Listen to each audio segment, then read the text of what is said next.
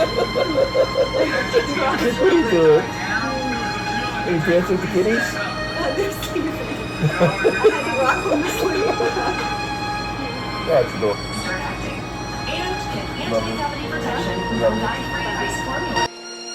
From Heaven to Hell, a true story that demands justice. This video was made in hopes that someone, somewhere, will hear our story and has the absolute power to intervene to help right a wrong so others can avoid similar circumstances, because no one is above the law. And more importantly, so this doesn't have to happen to you and your loved one, where I had to beg God not to take my wife after falling 8 stories. Not yet. Love you, babe. Love you, Sam. I don't have yours. Yeah, you want cooking mine now.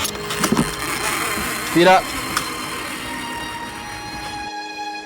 How did this happily and beautiful couple, who always stated the other was heaven sent in their own twin flame, go from falling in love, building a beautiful life together, and invested both their life savings into the happily ever after new home, suddenly go to falling 120 feet off a building in Boston on Christmas Day, all because we were defrauded by a professional con man out of everything that we paid into the property, including losing everything we moved into the property as well, as the fraudsters got to keep what they wanted while throwing out the rest, and filling 8 dumpsters full of our personal belongings, family heirlooms, photographs, baby pictures, and other irreplaceable things. And they also threw all of our stuff all around the property outside for the public to see, acting as if we destroyed the property that we built with our own stuff. It's heartbreaking seeing everything that we built taken advantage of and thrown away.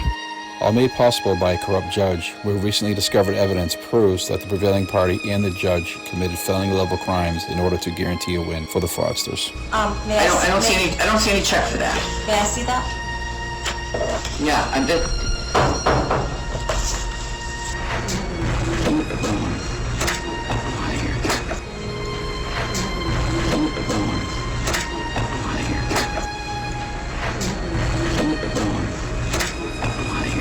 After recently discovering we were defrauded by the judge of all people, it was just way too much for my wife to bear. And trying to escape this nightmare, which is the reason why Kathleen jumped off a building and fell 120 feet, trying to take her life because of these people. She doesn't deserve this. Nobody does. What our water taxi is. Yeah, that'd be nice. Well, then if they just drove that Yeah. and go back and forth. Hey, come here. Love you. Love you, Sam. In a court of gold or a court of red, a lion still has its claws, and mine are long and sharp, my lord, as long and sharp as yours. There's the arena. Right here. The arena's That's, right there. but isn't it's- that their sign? That's ours, yeah. Yeah, that's what I'm saying. We need a sign. I didn't even know there was one. I mean, it is a good location.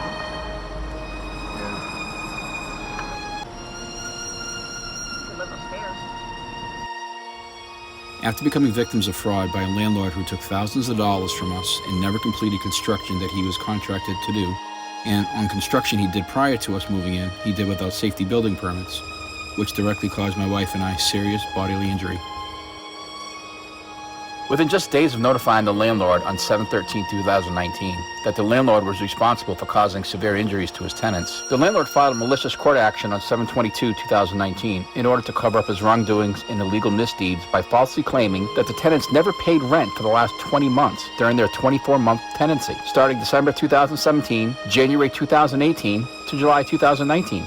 While knowing this to be a false statement, as supportive evidence shown below proves that the landlord cashed check number 1079 in December 2017 for $3,500 and check number 1050 in January 2018 for another $3,500. In fact, the landlord cashed a total of 25 rental checks that they got from us during the same 20-month period, totaling exactly $47,600 that the landlord claimed they never got, which went straight to the landlord's pocket. So what exactly did the landlord testify to when questioned about not receiving payments for almost 2 years? She lied her ass off. Where does the 12/31/2017 come from? That's when they started not paying the rent. That's when it started. Did they not pay rent for December 2017, Yep. or did they not pay rent No, for January? They did not pay for December, January through all these months. And when you consider the total amount that the tenants invested and have proof of paying for during this entire 24-month tenancy, it totals over $127,000 that the landlord and the New Hampshire courts were able to defraud the injured tenants from, as Sunrise Homes profited handsomely from their felony-level crimes that were all based on a lie because they rigged the possession and reaction. This should terrify the New Hampshire public as a whole.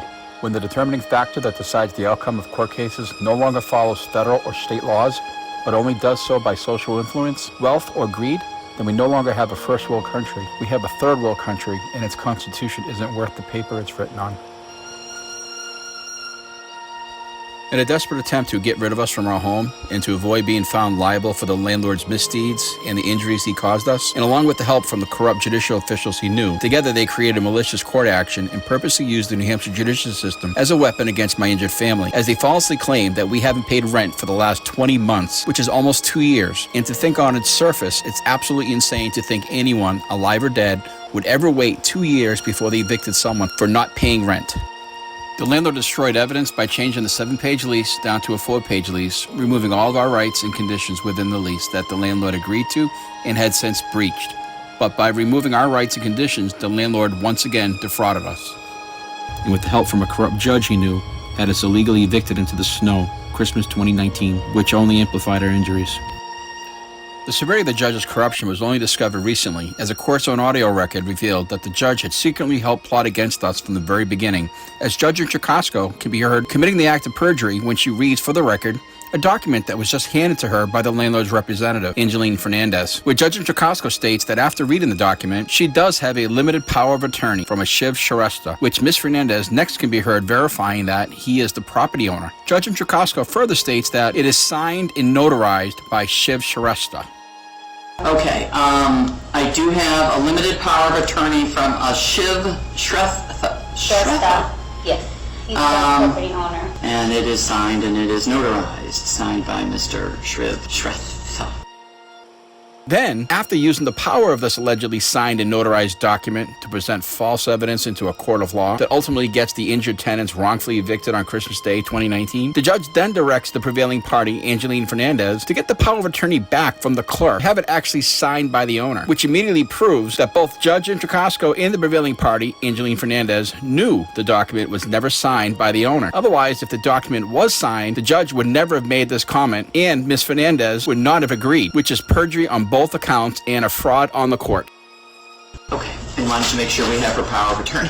The clerk may ask to give it back to you and have the actual owner sign, so.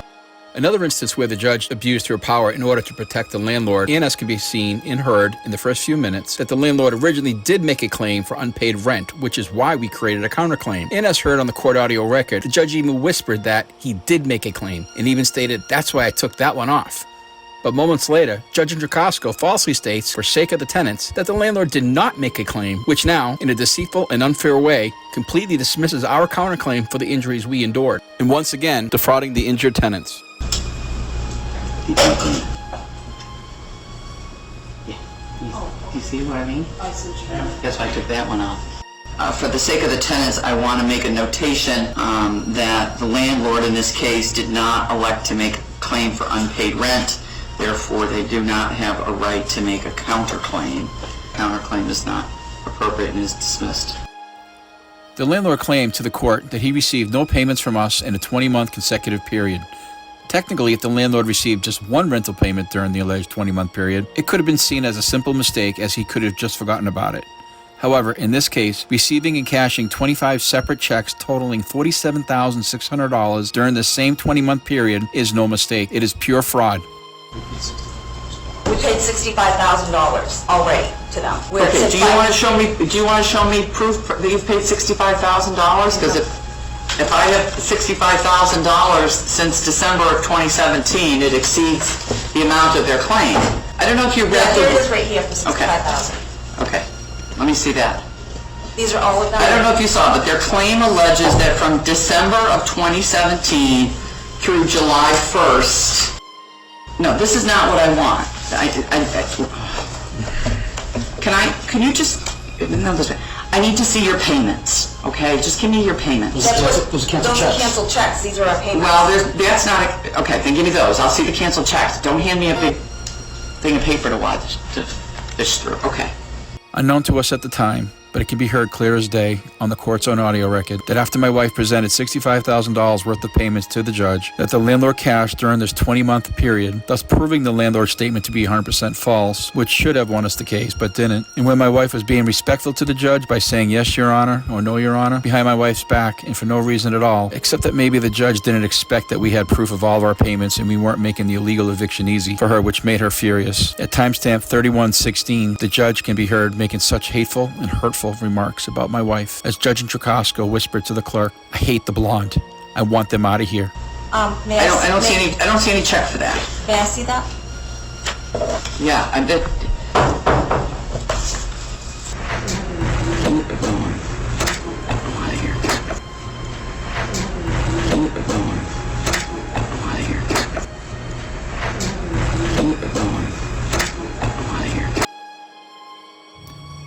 Discovering that people can defraud you from your life, your savings, your home, your businesses, can cause bodily injury to you and your loved ones without remorse, then purposely gets away with it from help by a judge of all people, is bad enough.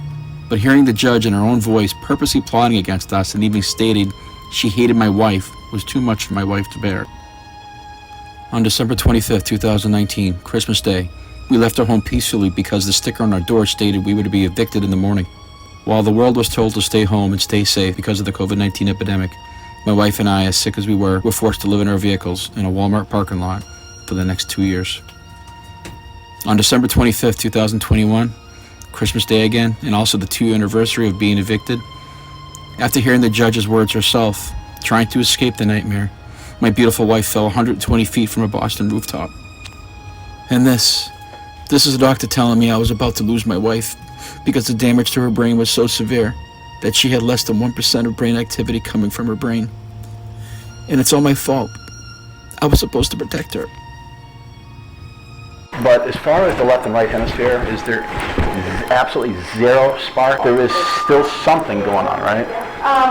We can't say that. I believe in miracles. That's why I was asking if zero spark. I mean, very little. Okay. But more than zero, though, right? Possibly more than zero. But Thank you. I never want to leave her alone. My love, the day we met, we both knew it was an amazing day and heaven sent as we both prayed for each other to be the one. And I promised you that I would always protect you and give my life for yours if ever need be. But because I was so focused on loving you to my last breath, I didn't see the evil people surrounding us that would defraud us and rob us blindly of everything that we owned, making us homeless on Christmas Day, living in our cars during COVID, and eventually making you think the only way out of this nightmare was to fall 8 stories off a building in Boston on Christmas 2021. I am so sorry. It is all my fault. I should have seen what was happening, and I didn't. I'd trade places with you if I could in a heartbeat, and I told God to take me instead. I need you. I am nothing without you. You are my whole world and my forever twin flame. Baby, I need you to fight hard and stay with me. I promise you I will never stop fighting those that hurt you until my last breath and until justice is served in your name. This I swear. I love you. Love you too. Baby, please don't leave me. Stay. Stay with me. Stay here one more time. Hey, it's video. Hi. Love you. Love you too. No. Love you.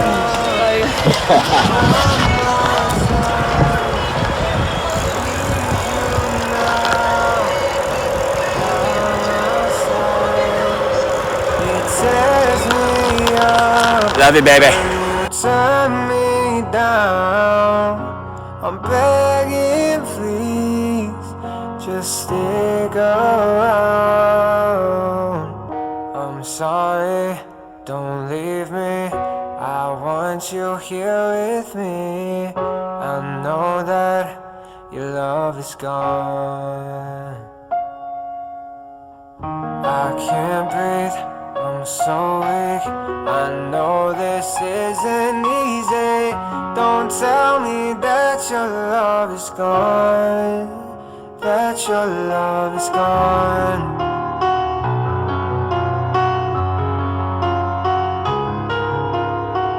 Don't tell me that your love is gone, that your love is gone.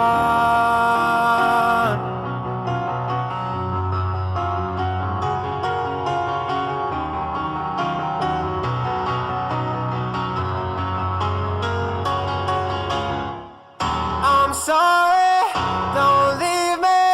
I want you here with me. I know that your love is gone. I can't breathe, I'm sorry. I know this isn't easy. Don't tell me that your love is gone, that your love is gone,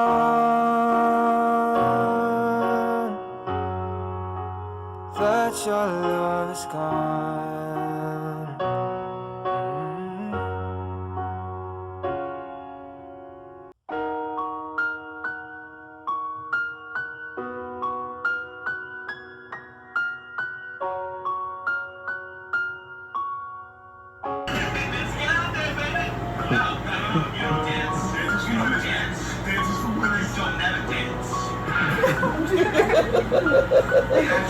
What are you doing? Are you dancing with the kitties? They're sleeping. I had to rock them to sleep. That's cool. Start acting. And get Love you. anti-cavity protection Love from you. dye-free ice formulas.